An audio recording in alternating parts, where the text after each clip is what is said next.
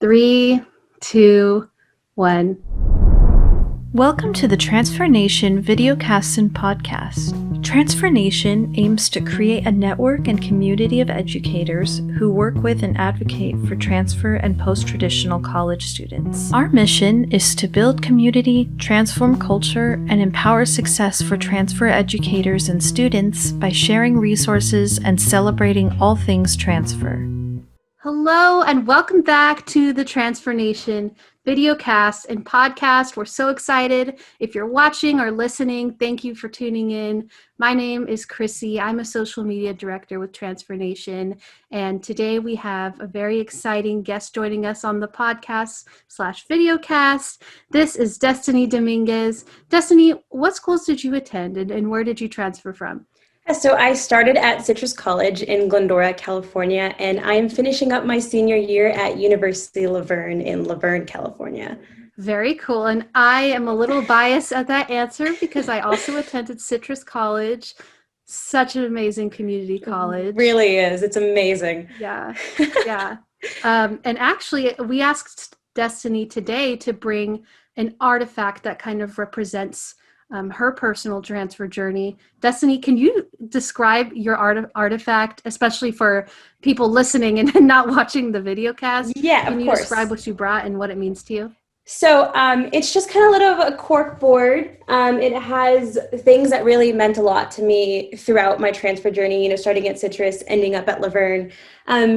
It's little words of affirmation from my best friend, Brenda. It's words from my aunt, just very encouraging. I did transfer multiple times. So wherever I went, I took this board or a variation of it, and then I added on to it, whenever I went. So Citrus, I have my graduation pin. This photo is pretty recent, but it's me and my sister and my brother. And I put those up there because they're my biggest motivation. So whenever I'm at my work desk, I look up and I'm like, all right, you got this, keep moving. You're almost there. You've done so much. You can do it. So yeah. And then my favorite thing on here is the secret to having it all is knowing you already do. And then looking at everything else, being like, I got this. I've gotten this far. We're good. Let's finish. That's fantastic. And I love that the theme that ties all those pictures is that it's literally your transfer journey, because you said you've been adding things with each school that you've attended. Yeah. And that's so cool. And with speaking on that theme of the schools you've attended, I kind of wanted to start off just asking what inspired you to choose the transfer pathway versus, maybe attending one school. What made you decide to embark on transferring to different schools? So finishing up high school, I didn't really know what I wanted to do. A lot of my friends kind of had their pathways, whether Cal States, UCs, private schools, everyone had a set school. I didn't even have that. I was just kind of yeah, wherever I end, I end. But I didn't really finish strong. I'm not going to lie to you. I didn't finish strong in high school. And so I felt that going to community college can give me a better opportunity. If I worked a little bit harder in community college, I could end up at a school that I actually wanted to be at versus a school that I would be settling for. So that's why I chose community college. And everyone who knows me thinks I'm a broken record because I'm community college is the best thing that's ever happened to me. But yeah, I'm so happy that I decided to take that path instead of, just enrolling to a school just to go to a 4-year after high school. Yeah, I love that. I love that you phrased it as you weren't wanting to settle just for, schools that you weren't really sure about, that you didn't feel like you knew a lot about right out of high school. So you chose community college as the preference. That's so cool. I love that. Yeah. Did you feel like in your transfer journey that there were experiences that particularly or especially impacted the pathway you took? Yeah. So like I said, I had no idea what I wanted to do when I got to Citrus. Yeah. So my plan was to just take required courses for the IGETC. And I enrolled in a communications class because it was required. And I met Meg O'Neill, which is a journalism professor there. And oh my goodness, I was so inspired with how much passion she had for her students for her job, for her field.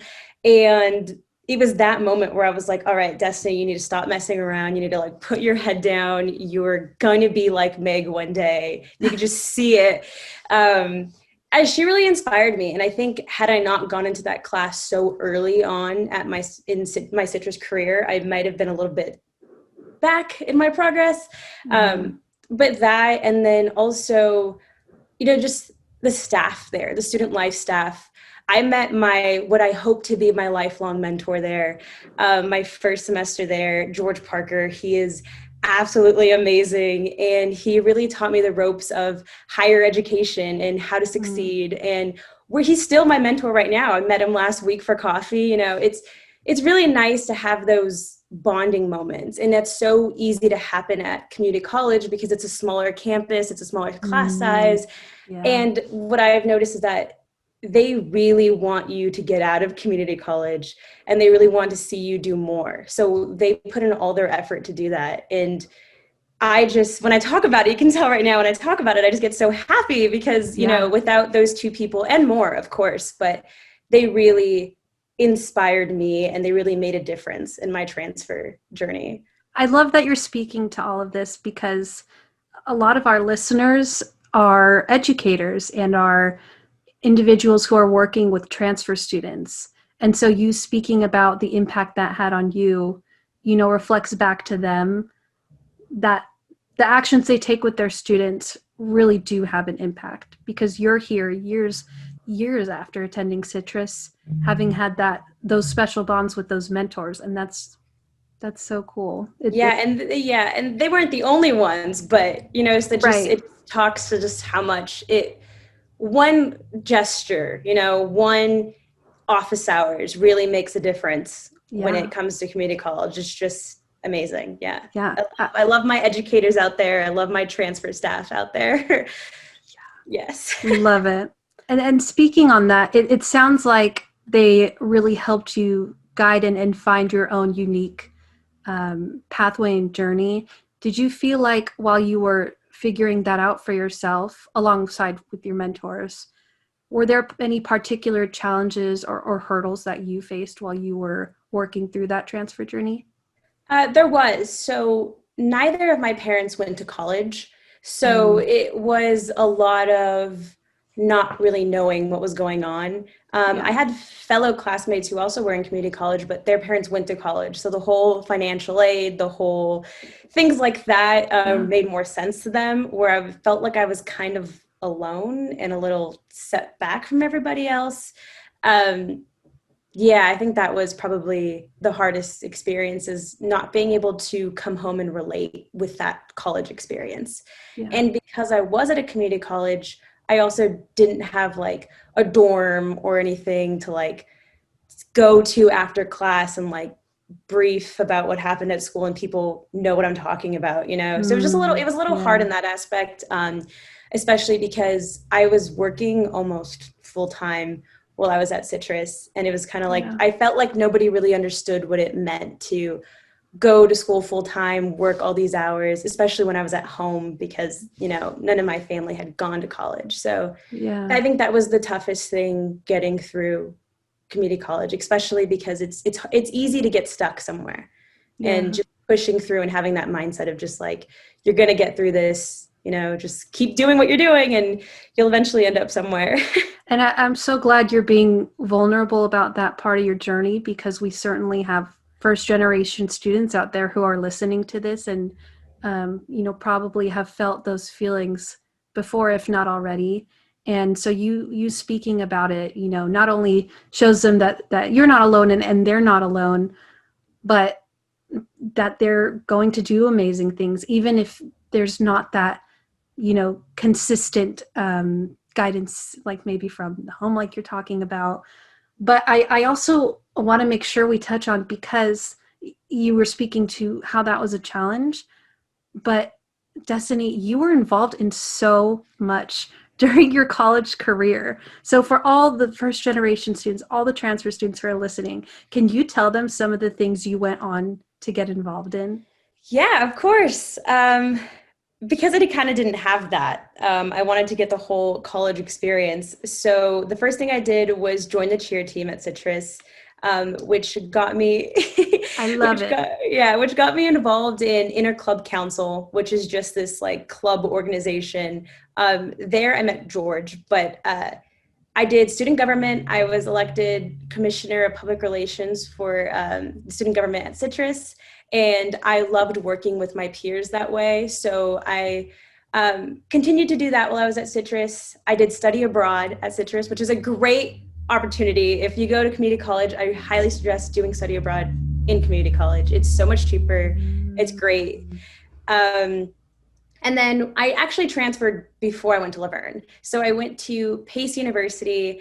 There I joined a sorority. I tried to get into student government. I advocated for a transfer senator, and that didn't really work out. But I was only there for a semester. And then I came to University of La Verne, and I did cheer team again. I did Leo FM, which is our campus radio station. I'm in student publications.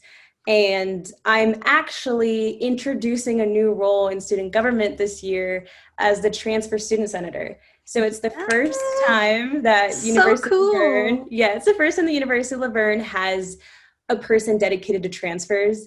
And I am so honored to be that person. It's been hectic, but it's been awesome. You're making University of La Verne history. Yeah. You're bringing transfer to the forefront. That's so cool. I love that. And I just want to emphasize again to the transfer students and first generation students who are listening to this, like, look at Destiny as a role model and an inspiration. Like, did you hear the amazing list of things she got involved in? Cheer, government, so many other things. Like, what do you feel like was helpful in breaking down any possible stigmas in your head while you were getting involved? Because I know a lot of students at the community college level, myself included, it's really easy to go, like, I'm just going to do my classwork, get this done, and go on. But like, what made you personally want to get so involved in the ways you did? So one of my classes required, I took a student publications class, and that class required us to like be on the magazine and kind of go out and around campus and like figure things out and figure stories out. And I realized that once I was forced to be involved, everything seemed easier. My classes seemed easier. I felt like I wanted to go to school, things like that. I had better relationships with my professors. So I kind of took a chance and was like, well, if this is making life easier, what if I get more involved? And I would never go back on that. That was probably the best decision, because the more you get involved, the closer you get to administration.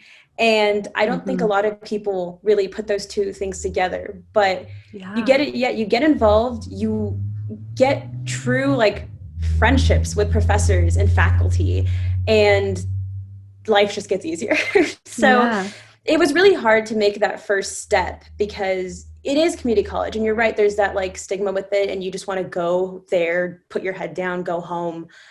But it's so worth it. Like, you come out with so many more life skills and recommendations and just relationships that you would never be able to have had you not got involved. Yeah, and you're providing a really interesting perspective, and I never thought of it that way, but like, you getting involved motivated you to do the coursework, to dedicate yourself, to really immerse yourself and keep pushing forward. And that's a great tool that students listening can take away, is if you're needing to find that motivation, sometimes it's just a matter of making the effort to get involved, and then that will also make the motivation translate back as well as surrounding yourself with the mentors that you had in the community in that way. What do you feel like personally? You mentioned getting involved and talking to mentors, but what do you feel like really motivated you to continue being resilient, even until now in your transfer journey? I think it's a mixture of a lot of things. I have two younger siblings. which I want them to do better than I do. So I'm trying to set the bar really high so that they can, jump over that line. Yeah. It's kind of, I know my family's proud of me, but it's kind of being like, I want to be, having that first gen title. I want to bring them everything. I want to be like, this is what you can do. Don't stop. Yes. And it's also my friends who I've all met at community college, funny enough, who have just been there by my side. We've been encouraging each other. I have friends that moved all over the country after transferring. And it's just having that transfer community college community within itself of inspiring each other Yeah. to go on. Wow. I think that's very admirable that a large part of your resilience stems from wanting to be a good example for your siblings and being inspired by your friends. I'm the youngest sibling in my family, so that particularly it's just so cool that you want to set that example and potential pathway for your own siblings. Yeah.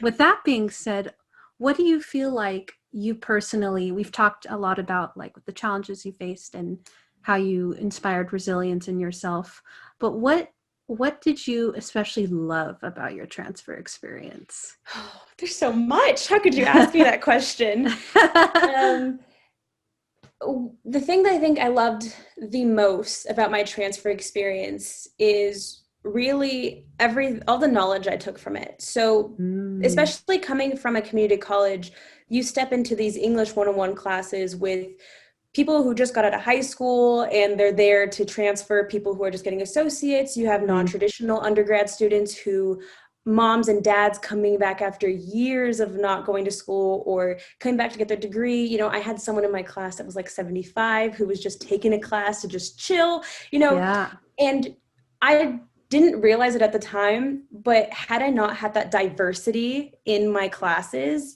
I wouldn't come out with the knowledge that I have, especially Yeah. in classes like history, communications, English, those liberal arts classes where you speak opinionated and like you annotate and you think things through. To hear different walks of life's perspectives really, I think, made me mature faster Yes. and Yeah. made me think about the world in a different way. I had more of an open mind versus, not to bag on anybody, but like versus going into an English 101 with a bunch of 18-year-olds that are from Southern California. I had a huge diverse, like I had a pool of diversity and it was Yeah. absolutely amazing. Yeah. Yeah, the community college population is made up of so many students who are coming from so many different backgrounds. There's no way you're going to come out of it not having at least a little more of an open mind. And I love that you brought that up. That's such a good point. What do you feel like is a tip that you, in a few words or less, would want to have had when you were a transfer? So a tip that you would want to empower other transfer students who are listening to this podcast with. Imposter syndrome is not real. Um, you may think you don't belong, or you may think that maybe applying to that one school is out of your range and you might take it off your application. Don't. You belong there just as much as everybody else belongs there. I had that issue a lot of, I didn't want to apply to certain schools or I didn't want to get into certain programs because I was a community college student. Hmm. That's not true. You're worthy Yeah. of so much. And, by going to community college and working through it and being at that point where you can transfer, you're so qualified Yeah. and you've worked so hard for that. So that's what I have to say. Imposter syndrome isn't real. Yes. You are not, you are where you belong and you will get to where you want to get. So Yeah. That's a great tip. And it also goes back to, because you were saying community college qualifies you maybe even more than, just starting fresh out the gate, going to one school. It qualifies you in a way that just brings you so many different perspectives and what you were saying about knowledge. So I love that. I just have it in my brain as the title of this episode: Imposter Syndrome is not real. I love that. um, and so, speaking about tips, what do you feel like is one that you would want to give to staff or faculty or educators who work with transfer students? What's something you would want them to know about the experience and how they can welcome and empower students more in that experience? It's hard for a transfer to get involved or to want to get involved. So just making those opportunities available, just open opportunities, I would say, having a transfer forum, having a transfer panel, something that is directed towards them, but also feels comforting. Because it is hard. And, that's why University of La Verne actually adopted this transfer senator position, was because a lot of transfers were kind of losing their way when they were coming in. So if you don't have a transfer representative, having a transfer representative, or having a program that transfers can come into and mingle with other transfers, and just making yourself available and them knowing that you're available to talk if need be. Yeah, you're speaking a lot to not just being encouraging with your words or comforting the students in being kind. Those should just be expectations. But you're saying even, forming things like transfer forums, panels, contributing to the programs that outreach specifically and support specifically transfer students.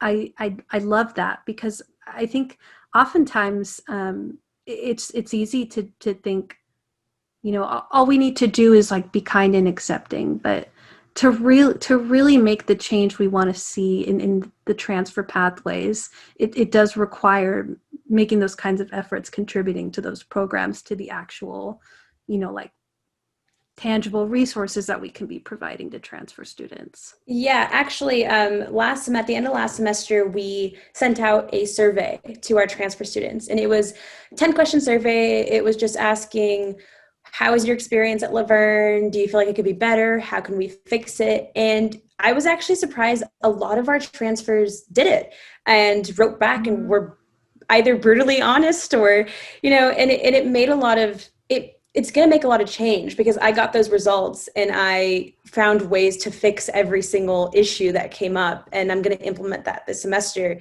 So just having a place where your transfers can speak their mind, and giving them the opportunity to fill out a survey, and for them to be, you could do you could do the survey. You don't have to know who it's from. You don't have to put your name or anything. Just being honest and taking feedback and actually doing something with the feedback that they give you, and implementing that into your strategy for next semester or next year or your program, whatever you're running at the school. Yeah. Destiny, you sound like a future transfer educator. I want to be.